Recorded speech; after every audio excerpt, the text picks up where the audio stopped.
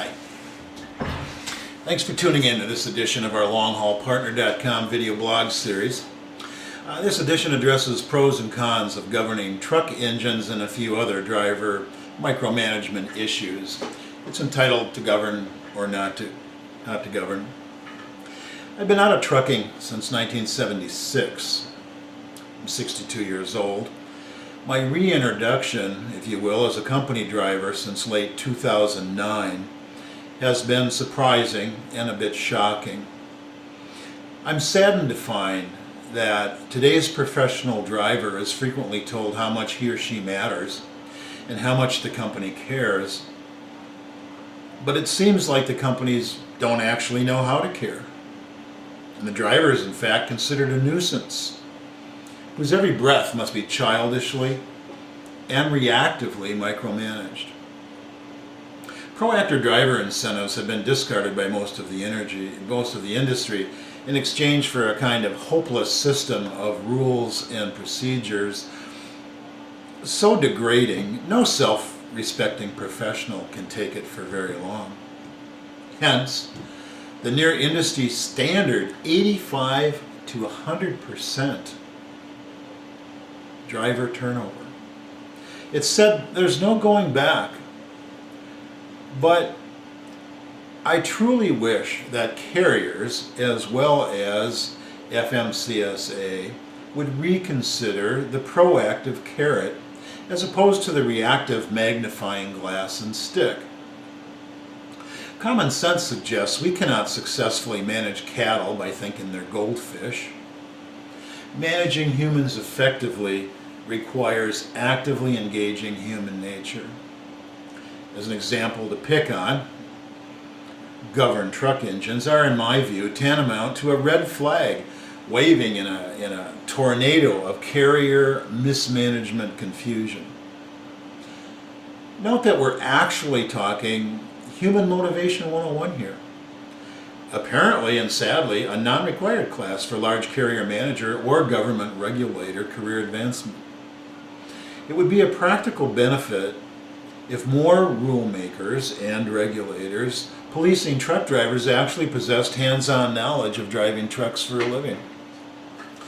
The experience of living in an 80,000-pound tin can bouncing down the road for a living can't be replicated from a well-behaved Aeron chair perched in front of an office computer monitor, as these wonderfully comfortable chairs rarely crash. It would be even more helpful if FMCSA and others could actually imagine that it's the driver whose life is at stake, along with those in motion around him or her, and that in fact it's the truck driver who is most concerned about safety, not the puffed up office-bound bureaucrat. If you're a fully independent owner-operator, I can't imagine this blog being relevant, which I apologize for.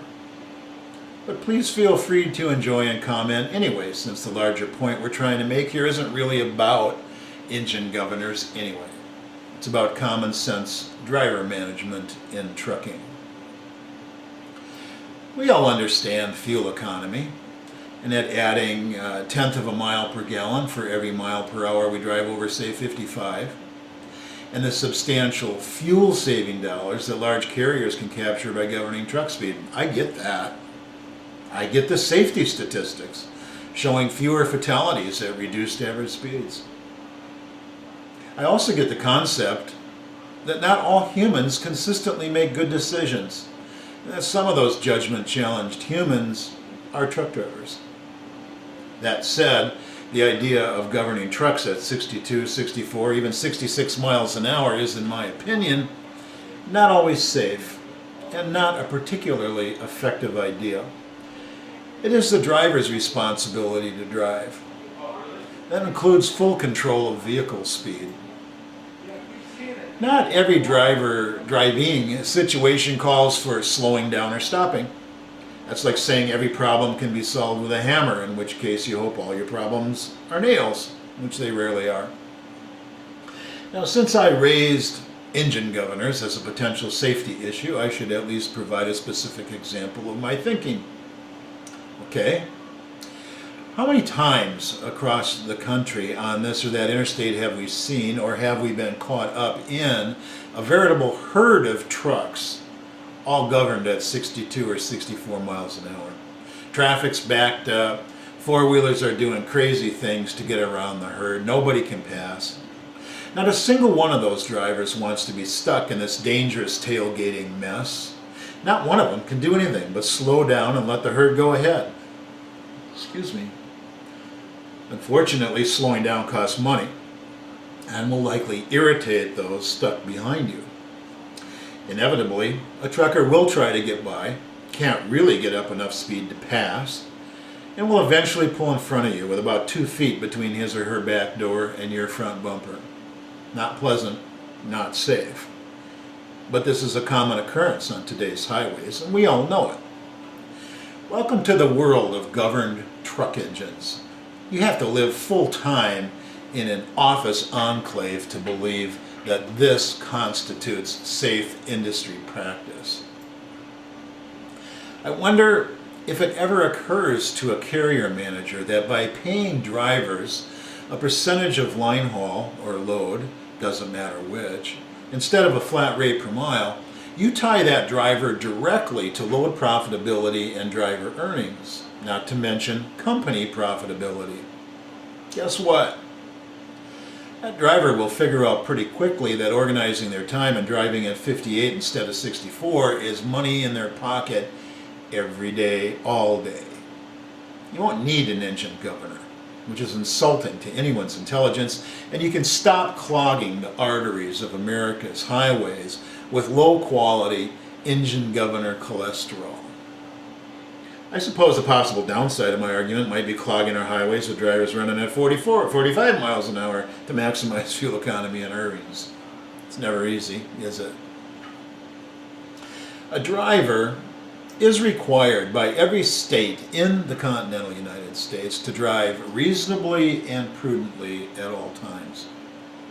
In my humble opinion, a driver cannot meet this reasonable and prudent requirement if that driver cannot properly control the vehicle, which sometimes means accelerating out of a dangerously developing situation rather than just cruising there locked in at 62 or stop.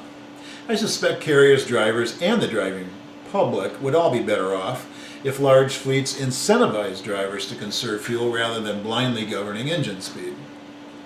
Governed trucks should at least be equipped with an override control, allowing the driver to prudently disengage the governor for 10 or so minutes if it makes sense to do that. Since the driver is responsible anyway, at least let the driver exercise his or her responsibility. A driver incentivized to drive at 58 miles an hour instead of 65 miles an hour can save the carrier an estimated, 0.7 miles per gallon on average?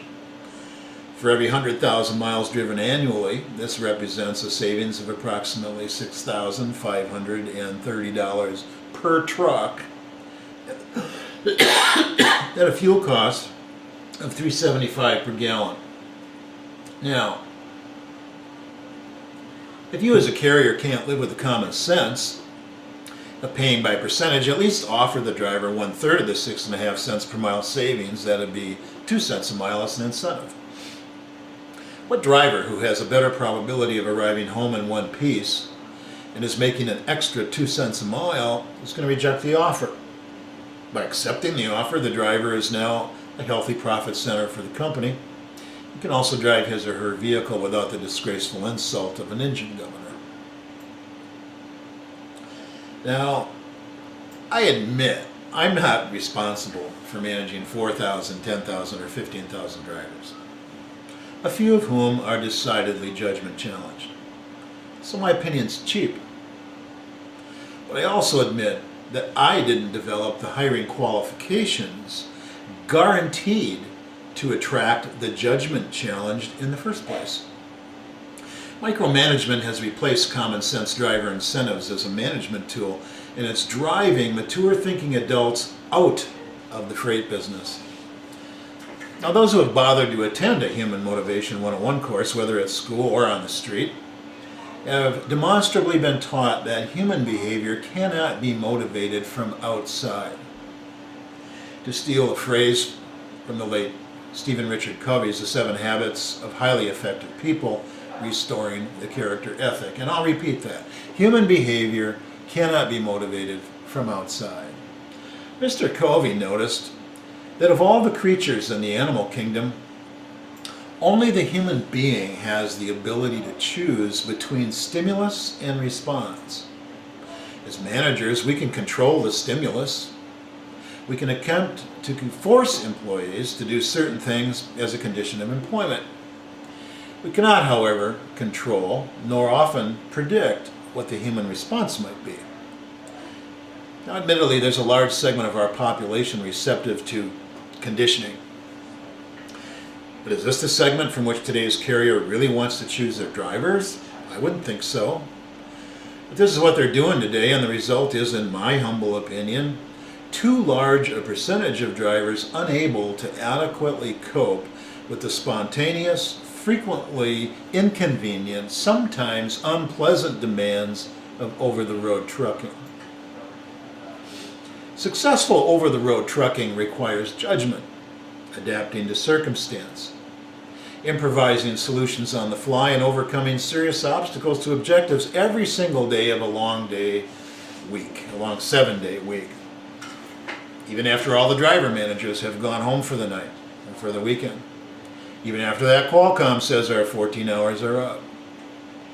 The docile, unimaginative, easily manipulated drivers more ably equipped to accept the abysmal micromanagement carriers deem necessary today are not the same drivers capable of creatively and successfully adapting, improvising, and overcoming obstacles.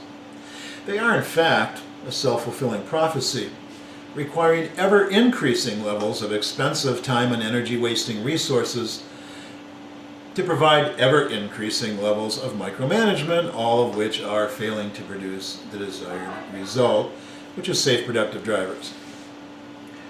No self-respecting human can contend with this micromanaged silliness for very long.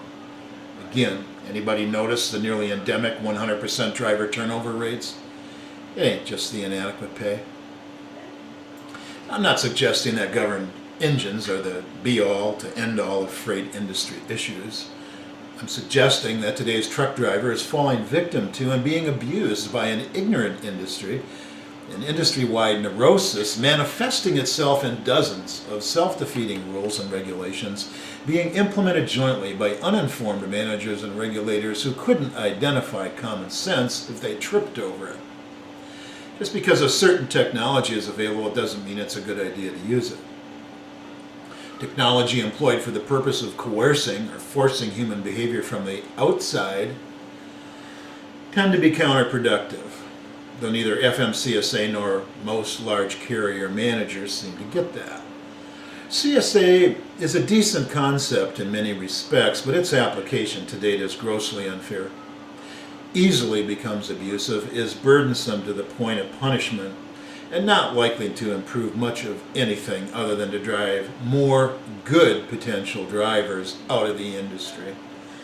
Only the regulators are doing well, and they don't drive trucks. They're not directly involved in highway safety, are they?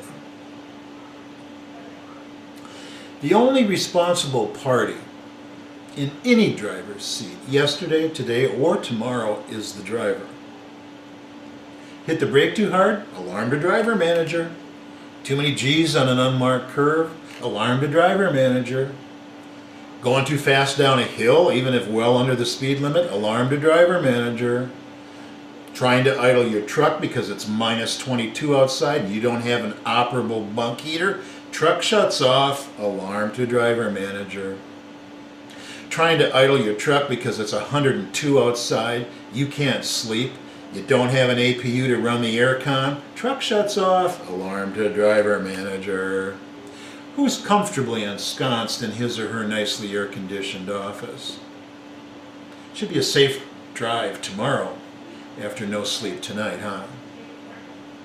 This micromonitoring is degrading and disrespectful. What other industry does this?